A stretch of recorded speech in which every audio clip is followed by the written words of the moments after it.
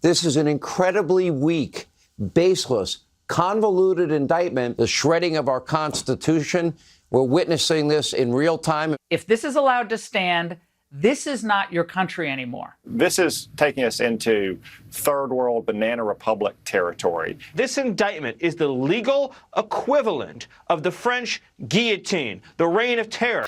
What's up, everybody? Major retired Richard Ojeda here, and maybe he took it a little too far, but does he deserve to die in prison?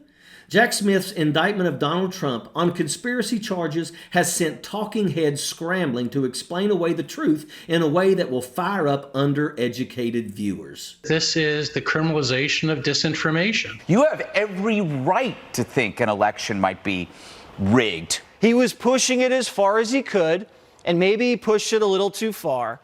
But should he die in prison for that? The Tangerine Tyrant is facing charges of conspiracy to defraud the United States, conspiracy to obstruct an official proceeding, obstruction of an attempt to obstruct an official proceeding, and conspiracy against rights. These are some serious charges that will not be negated by the opinion of Sean Hannity or that little worm Stephen Miller. Trump is facing life in prison, and his idiotic minions know it. One of Tucker Carlson's pathetic replacements, Jesse Waters, admitted that maybe Donald went a little too far, but should he spend the rest of his life in prison for it?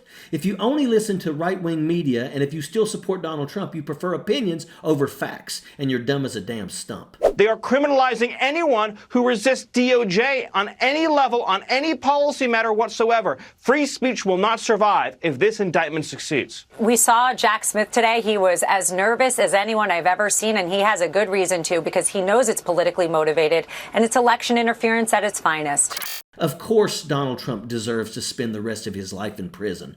He's a traitor that stole and mishandled classified documents. He organized a plot to overthrow the government and establish a dictatorship. Police were beaten and one killed in those attacks on our Capitol. The Trump supporters in Congress will be remembered for turning their back on the Constitution that they all swore to uphold and protect.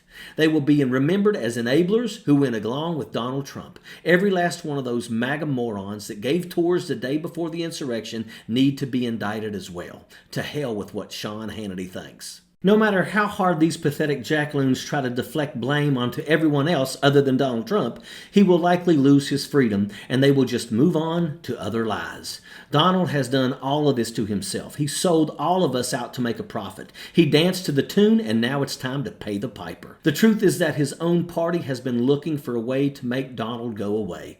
They may get their wish. None of them had any backbone to stand up to him, though, and will probably wander through the election process like the losers that they are. The GOP is a clown show, and that is an absolute fact. Sappers clear the way, airborne all the way.